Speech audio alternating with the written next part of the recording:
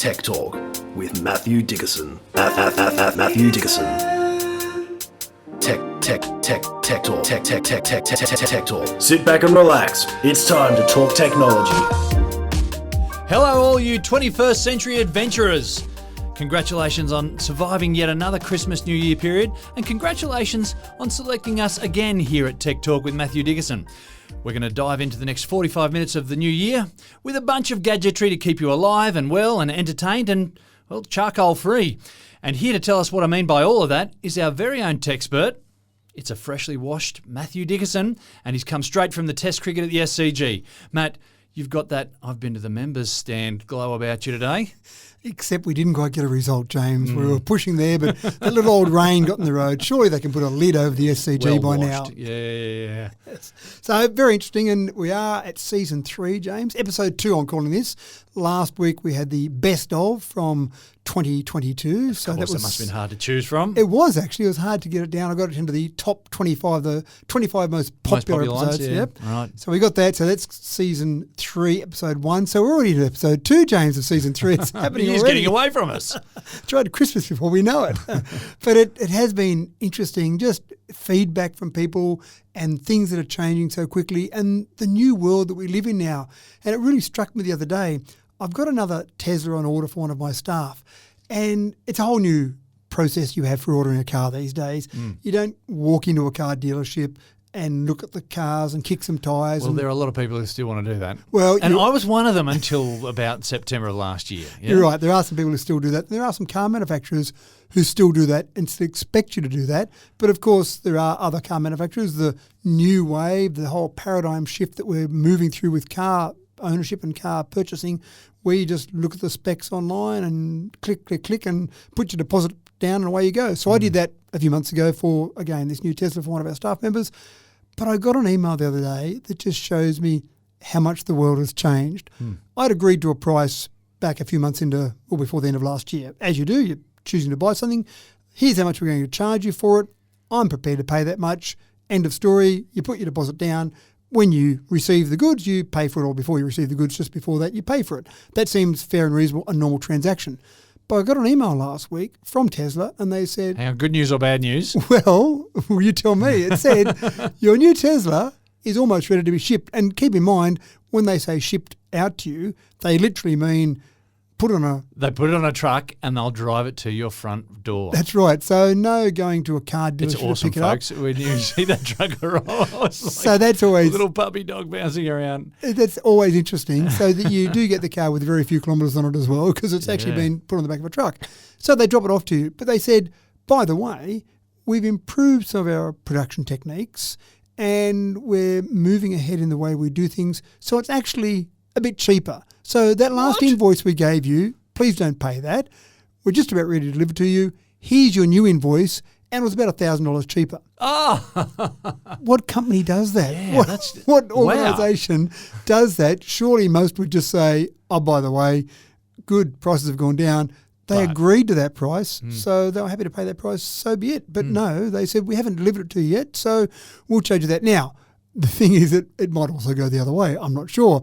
Maybe if you agree to that price and then something's gone up, some materials have gone up in price, maybe they would say, by the way, here's your new price. I don't want to go down that path. But for this one, I think that's just incredible. It's a whole new world. I wonder if they would do that. Anyway, look, I was just thinking, the first thing that came to my mind was when the Reserve Bank announces that the interest rates have dropped. My experience with banks, and I've got experience with multiple banks, it's always a while before you get that letter or that email saying, oh, look, we've got to drop your variable rate on your loan, you're going to have to pay less to us. They always take their time with that. However, when the interest rates go up, you get the mail the next day saying, oh, I'm really sorry, sir. Your interest rates went up as of midnight last night. So you're right. Same happens with petrol prices in those old days when you used to have to buy petrol. Then it seems like when the price of oil goes up around the world, the price of the barrels has gone up instantly. And the other way, they go, oh, well, we've still got the petrol in our tanks at the old price. So we've got to use up those reserves first before we get to it. Well, no secret. I'm a fan of Tesla. You're a fan of Tesla. Well done, Tesla, on contacting you and giving you $1,000 off. Yeah, it just seems incredible, doesn't it? But that's the new world we live in, ordering cars online, having it delivered to your front door, having price drops come through and pay that new price. This is a whole thing where the new car manufacturers, this is what they're doing. They're treating it like a little online transaction, like a pair of shoes or a new phone that you buy, but it's a car. And the traditional car manufacturers have got a long way to go to catch up. And do you know what? I was in Melbourne just recently, and we're at a couple of different shopping centres. And in those shopping centres, and people who live in the city go, well, duh, yeah, of course, there was a shop for Tesla. There was a shop for another brand, Genesis. What am I saying? Genesis. Let me put my teeth back in. Genesis is another brand of electric car, and Polestar. And these were just in a normal-sized shop, right? So they got these cars there. You can go in there, try them out, and obviously you're not driving out the front door because you're 2-3 floors up. But yeah, and the display was just fantastic. Yeah. And normally they've got some of those cars in the car parking lot. And so you can go and take it for a test drive from the parking lot. But you're right, they're making it more... Operating out of shopping centres. That's right. Not car dealerships. That's right, making it a mainstream purchase that you just make. As I say, you're going to buy a new dress. One of these to go, please, sir. That's right, some avocados from your supermarket. And by the way, I'll pick up a Tesla as well. Pick up my EV. So it's quite incredible. But this is the world we're moving into. That's We've awesome. moved into. And it's up to some of those traditional car manufacturers who have the ability to produce volume. It's up to them to say this is the world that people are moving to, and there are a lot of people out there that want this world. And what better way to dive into 2023 than with a story straight from the toilet, folks? We're all about health and checking in on yourself here at Tech Talk. And if there's one way to get a good idea of what's happening on your insides, it's all about reading your toilet business. Now, Withings, who are better known for their line of smartwatches, have a device that you can drop right in the toot and it'll give you a readout on your urine sample straight away. Matt, I haven't used the word toot for about 42 years. And in 2023, I think I'm bringing it back. But more importantly, how good is this little PP reader? Well, it's quite incredible. We did talk about the fact that last year, I believed, health products was the new adventurous area where technology providers were really trying to explore. There are so many areas where technology, they're struggling to find new things to come up with. But health seems to be one of those areas where it seems like there's a whole range of areas where potentially they can make a lot of money, there's new products to come out with, and this is just one of these. Now, and none of them are saying, look, we're going to take the place of a doctor. No. This is just giving people a heads up that maybe you'd want to go and see a doctor. Maybe you should keep an eye on a few things, and people don't like to. In particular, males are terrible at going to the doctor. They've got some problem that they know is there, and they just think they'll put it off and put it off. But if they get some sort of indication using technology about exactly what the problem is or how bad the problem is or how you could fix that problem, then I think it'll actually increase the number of people who go to the doctor for legitimate reasons. And this is another one of those things. Now, this is from CES, the Consumer Electronics Show in Vegas, and I've got a couple of stories from CES. I don't like to do a lot of stories from CES because sometimes they end up in mainstream TV, mainstream stories, and I try and find the stories that aren't mainstream. So he doesn't love a bit of obscurity. Yeah, and I think the stories that we try and find are things that are probably not happening today, but are happening in 6 months, 12 months, a few years' time, and mainstream doesn't seem to care too much about some of those stories. But this was one that was at CES, and I have seen it featured on a few mainstream events or TVs and shows. But it is quite incredible. We've talked before about some toilets that you can buy, and in Japan they seem to have a few where it can do some analysis of your waste products to see what your health looks like. That's expensive though. You're paying 10, 20 grand for a new toilet. This is something where they say don't go and buy a whole new toilet. It's a bit like the little cleaning fluids that you hang in your toilet, you know, little blue fluid that goes in your toilet that when you flush the toilet, it sends that blue around and makes it all look nice and shiny and clean. This hangs in the toilet in a similar way. Gives you something to aim at. It gives you something to aim at if you're a male. Right, exactly okay. right. So you can see your kids absolutely aiming for it and getting it. And based on that, it can then give you information and feeds that back. Now, it does have a consumable in there. It does have a replaceable cartridge. So you put the replaceable cartridge in. Don't know how much fun that sounds like. I'm sure they've got a way to do it where it doesn't feel You get a handy glove that comes in the kit. Maybe it comes with that. But you replace the cartridge. You can use the cartridge and then obviously you come in, you pee in it. So it's not something you might use every time you go to the toilet, but maybe once a day, maybe once a week. But it gives you that information. It obviously feeds that information back to an app. You can have that app differentiate amongst different people. So it's not like, oh, yesterday, James, you had prostate cancer and now your son's just gone to the toilet and he doesn't have prostate cancer anymore. It actually differentiates and says, no, I know this is this particular person and another person when that information comes through on the app, obviously. So it's actually quite a good way to get some information about what's happening inside your body. And urine analysis is obviously quite a good way. We can get lots of information. I'm not just talking about drug cheats and Tour de France here. I'm talking about a whole range of different information you can get from that. Now, as with so many of these things, getting some approvals by the big organisations, the government organisations, to say this is safe is one of the things that isn't quite there yet. Now, it's not as if this is going to harm your health, but, for example, the FDA hasn't cleared this yet as giving accurate information. So if you used it, you might say, well, I know I haven't got FDA clearance for this. I know the information mightn't be 100% accurate, but look, I'll use it and see what happens, and then, oh, wait up, it's telling me something isn't quite right. I can go and see a doctor and get that accurate information. Yeah, so it could be an issue with the amount of times it gives you an accurate readout, and you might only have 60% accuracy or whatever. So. And that's the sort of thing that the FDA is doing tests for at the moment. How long before it would have some FDA clearance? That's the $1 million question. Normally when you submit things to the FDA, they want to do some tests on them. They can take months maybe. Sometimes they can take years. It just depends on how satisfied they are with it and how satisfied they are with all the research that's already been done. So they might look at it and say, we're satisfied that you've done all the work that you need to do on this and let us do a few more tests to just check that, done. Or, no, we're not satisfied that you've tested this, this and this. Go back and do some more testing on that.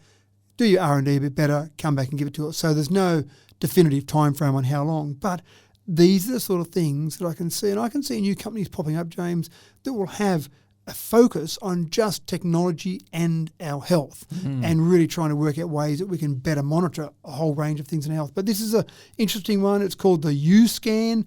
It hangs in your toilet. You urinate on it and it gives you a whole range of information about your body based on that urine. Christmas 2023. There we go.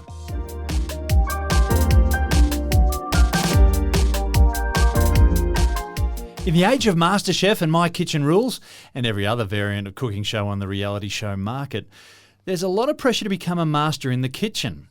But burning food, folks, it still happens. Well, I assume it still happens, although I've never seen it in my kitchen because I'm just too good at it.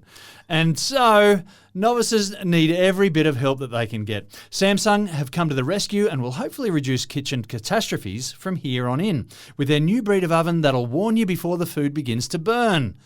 Matt, looks like charcoal is off the menu. No, that's disappointing, isn't it? It's getting to the stage where it's so easy to cook now that maybe even I could cook, James, maybe. So this concept here has got a few components to it. The first thing it's got is some artificial intelligence built into it. You put a dish in the oven, it immediately recognises up to 80 dishes, but it will build on that because it's artificial intelligence. It's going to work out better That's things. its job. That's its job, to keep learning. So immediately you put it in 80 different dishes. It then says, oh, I recognise this lasagna you've just put in, James. You need to cook that at 210 degrees Celsius. That's my recommendation. So straight away, you're getting a bit of help on the temperature you should have your oven at. That's great. Then it monitors that, tells you how long it should be in there for, but it keeps monitoring with cameras, also by observing what's happening in terms of the chemicals that are produced inside the oven, to say, I said 30 minutes. It seems to have been in 35 minutes now, James. I'm going to give you some alarms to say maybe you're burning your lasagna. Pull it out now so you don't end up with that charcoal lasagna, or you don't end up with the cheese on top, all black and crinkled, even though down inside might be beautiful and nice and cooked perfectly. So it monitors all of those things. But more importantly for you and I, James, it's got the ability to use those cameras to live stream our cooking, because that's our next thing, obviously, is a live cooking show, live streaming our Samsung Watch what's oven. happening in your oven. Can you think of anything more boring? I mean, watching grass grow, sure, but watching, I mean, you see the cooking shows where they say, here's one I prepared earlier. I'm not sure that watching that cake in real time would be that exciting.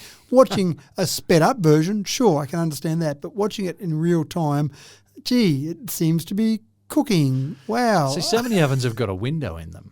Well, and this is the thing. The old saying is, if you're looking, you're not cooking, because some people want to open the oven up That's right. and have a look. Now, the window's getting better, obviously. Yeah. But having a camera inside gives you an even better view because you're not looking through that Well, window. people will know that sometimes that window gets all fogged up and you get the spats of whatever fat or whatever on it, and so it gets very murky after a while. Yeah. Surely that's going to happen with your camera as well. Well, apparently not. Apparently they've got the camera set up so that it doesn't have all those problems, so it can actually give you that live stream view. So Maybe you put it in there. just force you to clean your oven a little bit more. Or at least a little camera lens.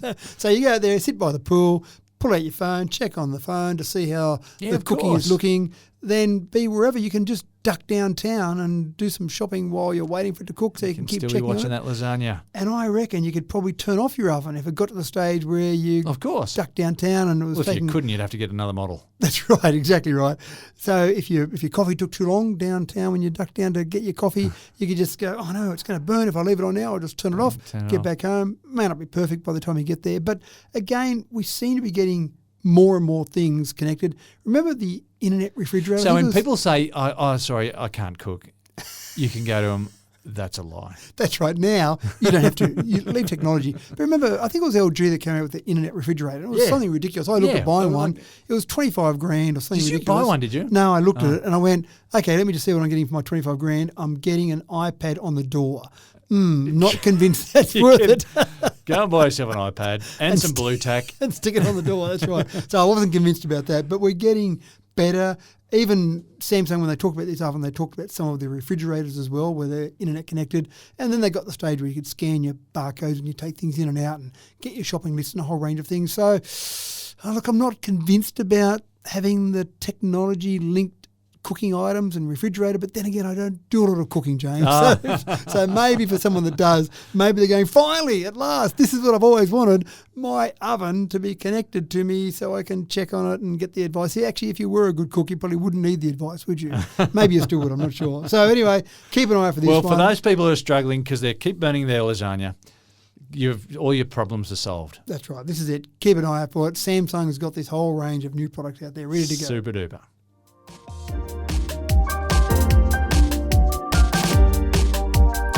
How good are you at multitasking?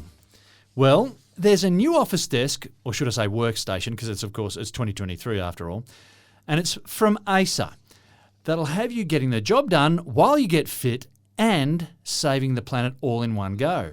Phew, talk about that for multitasking. Matt, it's clearly not enough just to meet your deadlines these days. No. Electricity generating bike desks are going to create some heated debate around the water cooler when the office gets fitted out. That's right. This is the desk for overachievers, I feel like, James. Now, let me just tell you a quick story. Many years ago, I'm just picturing the whole office getting decked out with these bike desks. People coming into work going, what have you done, That's Matt? right. Do you want me to generate my own electricity? So many years ago, I had a friend. I still have a friend, the same friend, but Just the one. It's the one. But this one convinced me that it would be a good idea to ride a push bike across the Simpson Desert. It was a race. It was a crazy That's idea. crazy. So I went, great, I'm going to do this with you, but I needed to get a lot fitter than I was because this race involved about 10 hours a day riding across sand dunes. So I actually set up a little recliner bike and I got a little tray that was a bit like a hospital tray to sit my computer on so I could get up and spend a couple of hours riding my bike each morning, doing Wow. some work while I was doing it. Dedication. And it was a problem because I would sweat and that sweat would drip on my notepad, on my notebook. And so it was always a constant problem of how can I set this up so that I'm not going to destroy my notebook while I'm doing training. It was a pretty clumsy setup, but anyway, it got me there and it got me across Simpson Desert. But what I needed was this because this is all set up to do You exactly need to be that. conditioned to work at your office desk, and when we say work, we mean in every sense of the word. That's right. And this is cool. I like it. It actually looks like quite a good bike. When I had a look at the pictures and looked at it in operation, it looked like quite a good exercise bike. The work desk, I still think I'd have the problem with sweating on it, but the work desk looked like it was all set up, ready to go, and it set up to be able to move at the right angle and have your notebook there and basically everything you need. What I did like about it was that you can then plug in. It had a USB-A and a couple of USB-C ports on it. And one of the questions that I often get asked is, why don't we have treadmills and possibly exercise bikes that power our house? It's a bit like the question about solar panels on the roof of your car. And the answer there is, of course, surface area. There's not enough surface area. Not quite the same answer for exercise bikes and treadmills. You just don't generate enough power. what ACER says with this particular model is that a reasonable cyclist, not we're talking Tour de France cyclist here, just someone reasonable who does for a bit of exercise, can generate maybe a consistent 75 watts.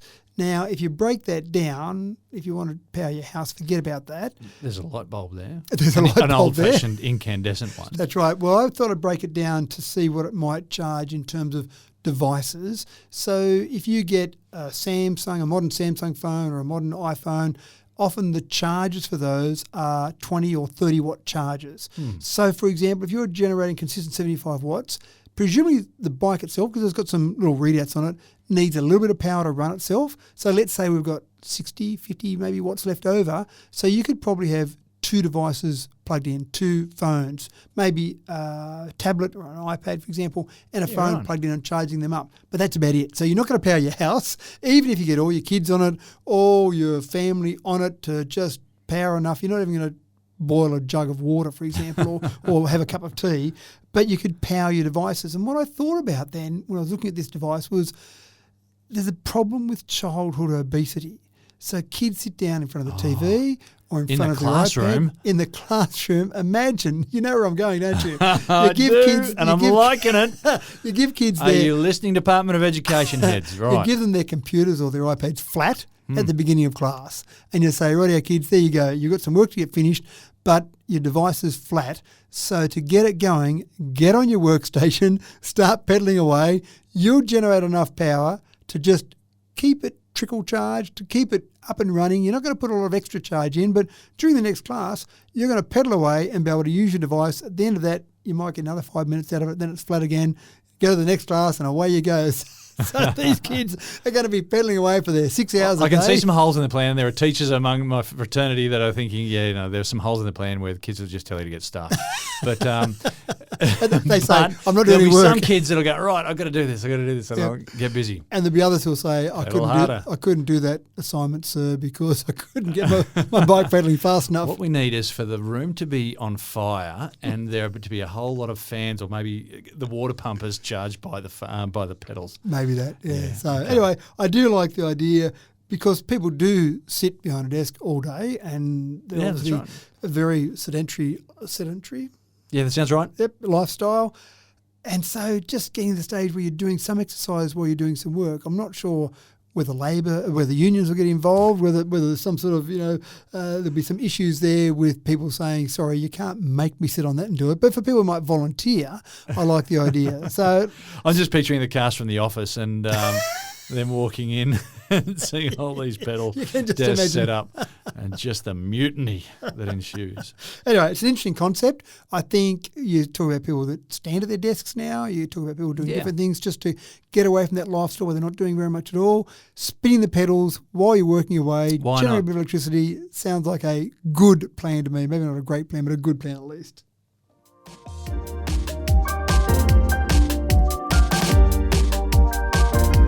Folks, you may be familiar with hydrogels.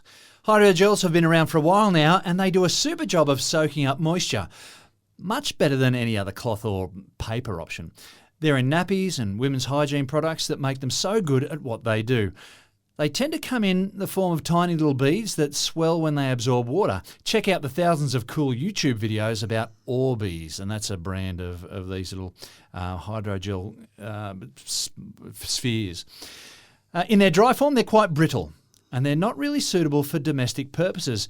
Matt, if only they could be pressed into a thin sheet, maybe we could replace the common kitchen paper towel. Well, there's some TV commercials that would like you to believe the kitchen towel is unbelievable at absorbing liquids, but maybe it's not quite as good as some substance like a hydrogel.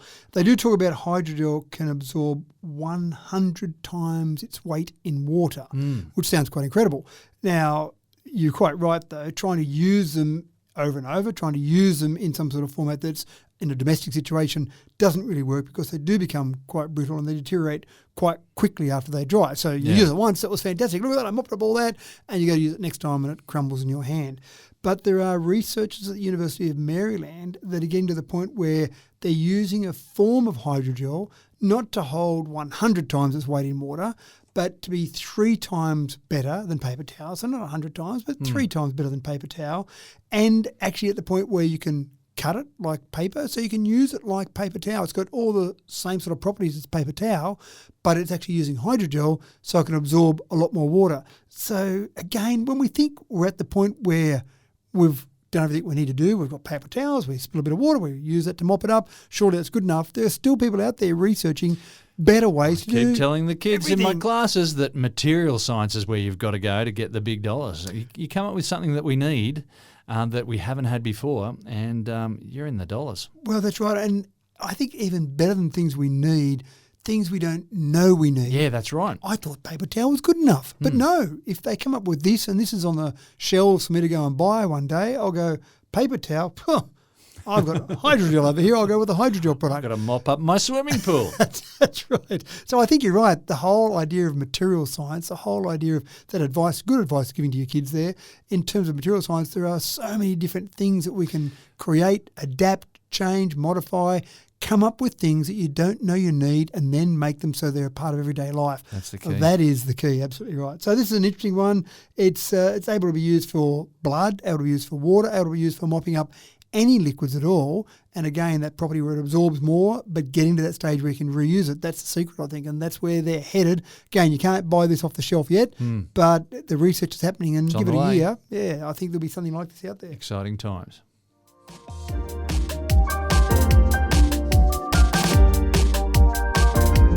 Matt, we've talked about toothbrush technology before, and we reminisced about the advancements in bristle technology and bent handles of 30 years ago.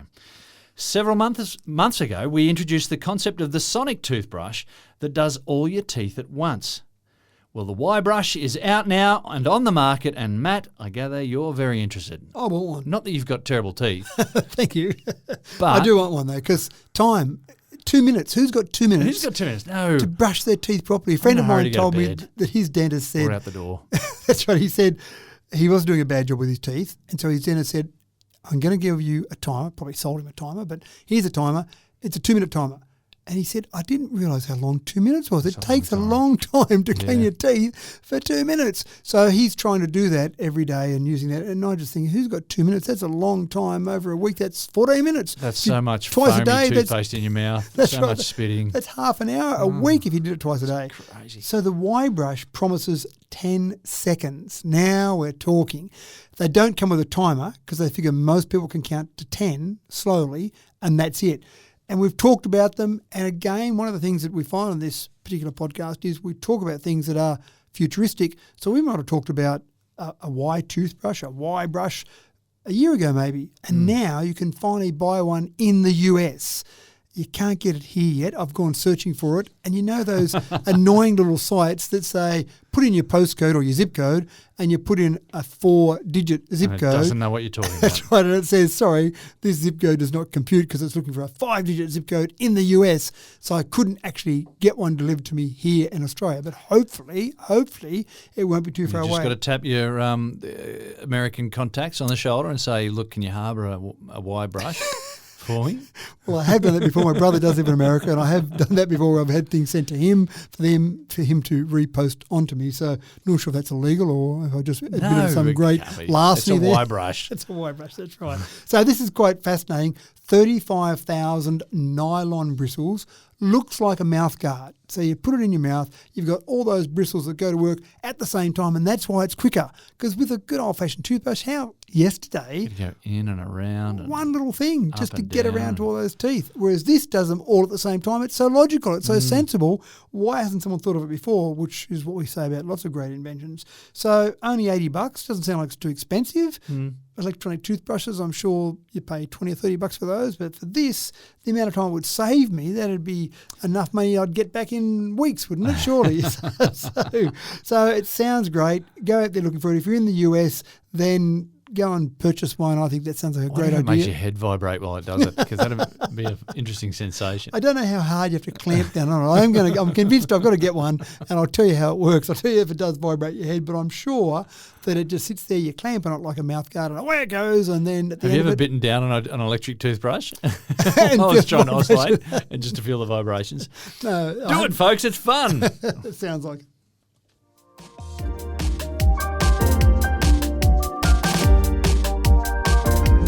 news, folks. The Australian Bureau of Statistics shows us that incidents of heart attacks are dropping significantly over the past 20 years. The bad news, folks, is that coronary heart disease is still a leading cause of death. And in 2020, get this, it was the leading cause of death in Australia. And that was the year that COVID hit. So it stands to reason that a stitch in time saves 9, and early warnings could be a life-saving and bring down the stats enormously. Matt, talk us through this new super convenient little blood pressure monitor that's by Valencell. So we have mentioned it before that checking things like your heart rate with a watch is quite incredible. It used to always be something much more complicated to check A heart rate. sphygmomanometer. Let me say that again. Sphygmomanometer. That's for blood pressure. For blood pressure, right? Correct. Yeah. That's exactly right. That's the cuff, if you want. I was just going to call it a cuff, but I like what you've said much better. So we had heart rates being checked with watches. They said you could never do that because you had to have a chest band or something that actually was much closer to picking up the electrical shocks from your heart. Of course. Then we got things like basic ECGs out of our watch. So the watch is becoming quite incredible in what it can do. But blood pressure, when you put a Sphygmomanometer on your arm and then go through the process to check that, you can buy electronic ones and that's great. They'll blow up and reduce down. They're not too and check your blood expensive, pressure. but they're a little bit cumbersome. Cumbersome, that's the thing, James. Who wants to go and muck around and slide that thing on your arm and sit People there and aren't wait? sure if they're doing it right. It's just too complicated.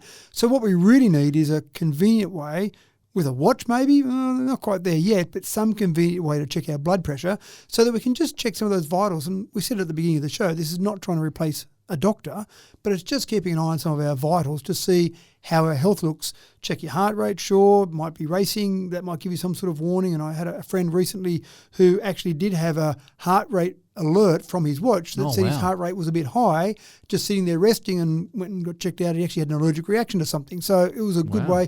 I don't think he's going to die from that, but gee, it was a good bit of comfort that he had. Yeah. So having blood pressure checked with something that you just stick in your finger into a finger clip sounds quite incredible. And that's exactly where Valencell is at the moment. Again, same with the urination tool. This hasn't got FDA clearance yet, but obviously at the point where it's working, going through the process, trying to get the FDA clearance for it so that you could actually sit there and, I don't know, once a week, once a day, depends how often you want to do it, just stick your finger in. Keep on your desk at work or something by the bedside, just something really easy. It might be good at work. So you're getting a really frustrating client, for example, and you feel your blood pressure going up. So you stick your finger in and go, yep, I'm right. My blood pressure's going up. I've got to do something else. And they're still here and I'm still cranky. That's right. But I think this is incredible. The things that we're now getting to the point where we're checking, things that we thought we could never check before, but checking things like heart rate, ECG, blood pressure with little tools that we can either wear or have on us. And I did start to think about this one.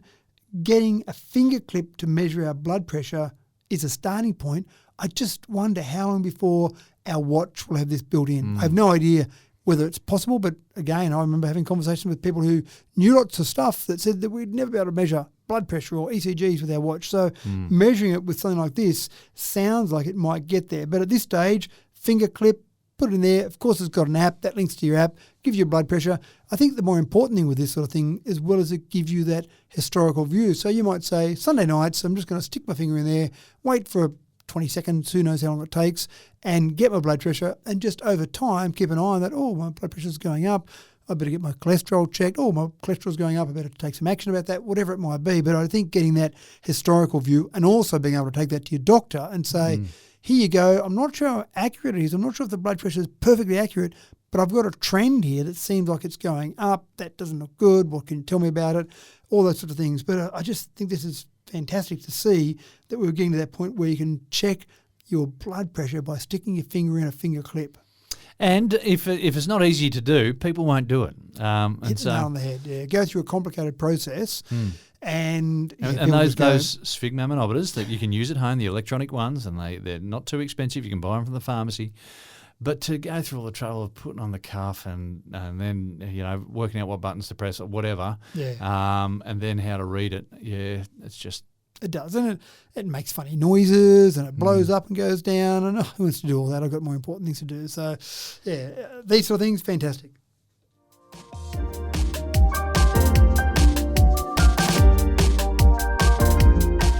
Matt, how do you tell if an avocado is good in the supermarket? It's squeeze them all until I get the one that's just right. We're all guilty of it. I'm sure Yeah, it wrecks that for hopefully. everyone. I say that hopefully because I'm expecting that everyone does it. Squeezing avocados, albeit super gently, to determine if they're just right. But the thing is, what is your version of gently? And is it a bit rougher than my version of gently? Well, there's a bruise in the making right there anyway. And what if Freddie Bozo didn't even get the memo about being gentle? The more manhandling that avo gets, the less chance there is that any discerning hipster is going to bag it for tomorrow's brunch. Matt, if only there was a better, even more gentle than super gentle way of telling whether an avocado is just ripe enough to smash onto your sourdough toast. So when I get those avos that are bruised, that's you that's been there before me. Is that what you're saying to gentle.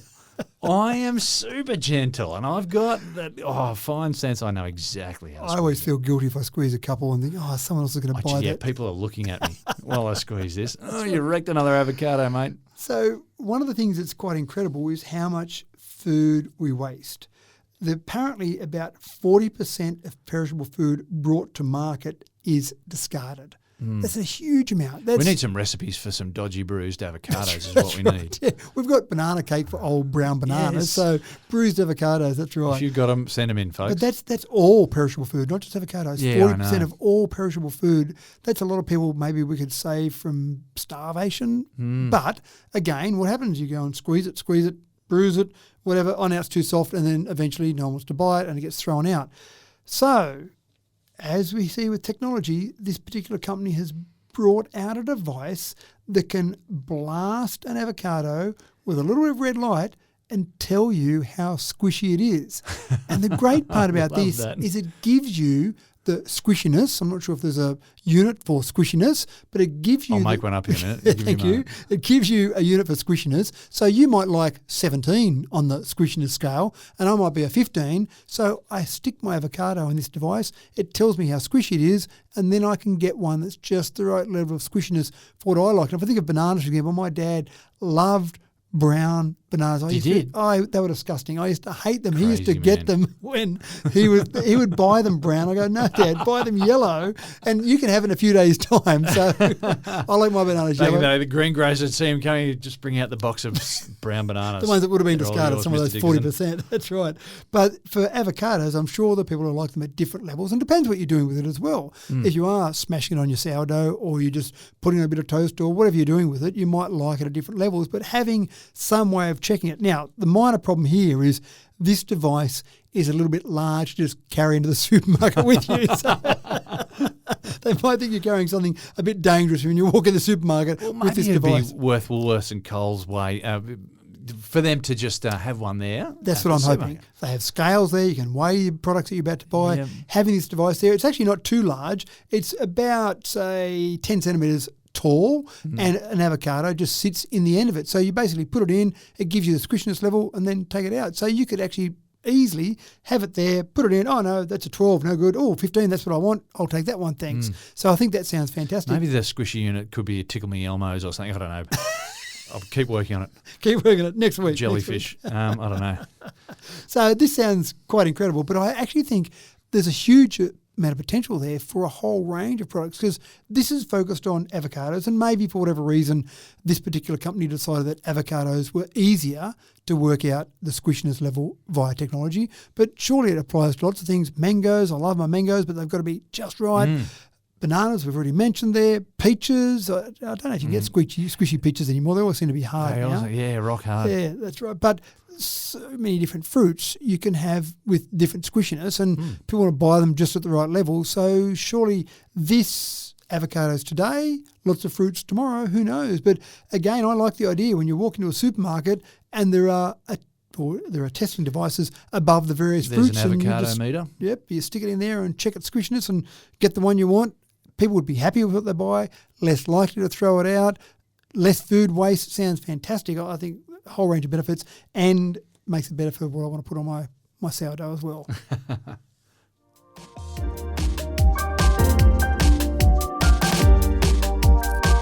Sega. Remember that name, kids? Well, maybe if you're 40. They haven't gone anywhere, and they've been chipping away at the video game market all along. maybe not as prominently as when they first brought Sonic the Hedgehog to the fore. Promotion is everything in this industry, and so they're elbowing their way back into prominence with the announcement that they've got a new game on the way that's going to tune into the 2024 Paris Olympics. Matt, is this going to be available in 16-bit Mega Drive format in one of those old cartridges? Well, let's go back a step. They haven't really confirmed that they're producing a new game. They've just put the whisper out. Well, no, they haven't even done that. Oh, okay. Some people have picked up that Sega's been advertising for some new employees, and they're asking for specific requirements. People who can throw a javelin. People who are good at pole vault. Well, the listing links to websites for the Olympic Games Tokyo 2020, the official video game, for some examples of work they might be doing. And a whole range of little hints in there. People have put two and two together and gone, I think this is a new Olympics video game for the Paris Olympics 2024, which kind of makes sense. So we don't talk about games a lot. Games almost needs, and I'm sure there are podcasts out there specifically for games. I do try and avoid games a little bit, only when something comes up that I think, yep, this is going to be big and a bit more mainstream than gamers out there. Well, there's new games coming out all the time, aren't they? That's right. If you're into games, maybe there's another podcast for you. Well, but possibly. And I think one of the things is that unless you're having someone that talks about games, that's playing games all day, every day, and I don't, so I figure I'd be a bit of an imposter talking about games too much. But I do like the idea that you've still got an official gaming company for the Olympics. So there are so many official providers, official car providers, official soft drink providers, whatever for the Olympics, but you've still got official Olympics games providers, and Sega seems to be that. So it looks like Sega's probably tied that up for 2024. Keep an eye out for it. If you want a game involving programming, then maybe there's a good game there for you or a good job there for you with Sega. And that'd be a pretty cool thing to work on, working on a new Olympics gaming video. And they're good fun, the Olympics game videos of video games. They're good fun. So why not have that on your resume? So I wonder if you'll be able to play, like, you could be Australia, or you could be England or the US or China or whatever, but you could also be Sonic the Hedgehog. He kind of would be winning everything, though, surely. That would be a little bit... Oh, he'd be good at some of the jumping and certainly the rolling games. But That's right, if you've got to roll 100 metres. But he's pretty fast as well. So only I think when he's chasing rings. Yeah, well, that's true. Yeah. But I think it might be cheating a little bit. Anyway, keep an eye out for it. There'll be a new game for the Olympics, I'm sure. Sega supposedly is doing it. If you want a job there, go looking for it and just say that we sent you.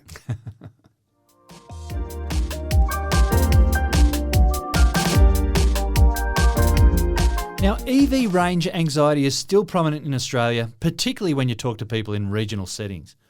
EVs will never catch on here. Australia's just too spread out. Charge times are too long. They're fairly standard catch cries out here.